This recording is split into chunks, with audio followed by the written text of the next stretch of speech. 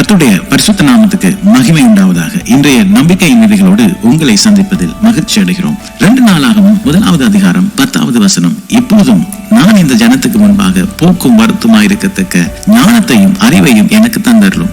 ஏராளமாயிருக்கிற இந்த உம்முடைய ஜனத்தை நியாயம் விசாரிக்கத்தக்கவன் யார் என்று சாலமோன் ஆண்டவரை பார்த்து சொல்லுகிறதை நாங்கள் பார்க்கிறோம். பெரியமானே, சாலமோன் இந்த இடத்துல ஆண்டவரிடத்துல ஒரு விண்ணப்பத்தை வைக்கிறார். அந்த விண்ணப்பம் தேவனுடைய ராஜ்யத்தை சார்ந்ததாக இருந்தது. தேவன் அதற்கு ஆம் என்று பதில் அளிக்கிறார். தேவன் ஆசீர்வதிக்காத மனுஷர்கள் இல்லை.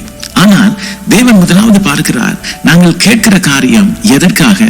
ஒரு வாகனத்தை கேட்கிறோம், ஒரு வீட்டை கேட்கிறோம், ஒரு வேலை உயர்வை கேட்கிறோம். எதற்காக கேட்கிறோம்? இவையெல்லாம் தேவனுடைய ராஜ்யத்தின் விருத்திக்காகவா, அவருடைய சித்தத்தை நிறைவேற்றத்துக்காகவா, இல்லாவிட்டால் நம்முடைய விருப்பமா? Praise the Lord. நம்முடைய விண்ணப்பம் தேவனுடைய இருதயத்தின் விருப்பத்தை சார்ந்ததா இருக்குமானால் அந்த கதவு அப்பொழுதே திறக்கப்படும். பாருங்க, சாலமோன் இந்த இடத்துல ஞானத்தை கேட்கிறார். ஆனால் அவருடைய புகழ்ச்சிக்காக அல்ல, அவர்தான் ஞானமுள்ள ஒரு ராஜாவாக இருக்க வேண்டும் என்பது அவருடைய நோக்கம் அல்ல, தன்னைத்தான் உயர்த்தி கொள்ள வேண்டும் என்பது அவருடைய நோக்கமும் அல்ல. ஆனால் அவர் கேட்ட காரியம், இந்த ஜனத்தை விசாரிக்கிறதுக்கு எனக்கு ஞானத்தை தார். அதோடு கூட தேவன் அந்த காரியத்திலே ஆசீர்வாதத்தையும் புகழ்ச்சியையும் சமாதானத்தையும் சேர்த்து கொடுத்தார். இதனால் கர்த்தர் நமக்கு சொல்லுகிற காரியம், நாங்கள் வைக்கிற விண்ணப்பம் தேவனுடைய ராஜ்யத்தை சார்ந்ததா இருக்குமானால், நம்முடைய தொழிலா இருக்கட்டும், நம்முடைய பண தேவைகளா இருக்கட்டும், கல்வி சார்ந்த காரியங்கள், ஊழியங்கள், ஆசீர்வாதங்கள், இவை அனைத்தும் தேவனுடைய ராஜ்யத்தை சார்ந்ததாக இருக்குமானால் தேவனிடத்திலிருந்து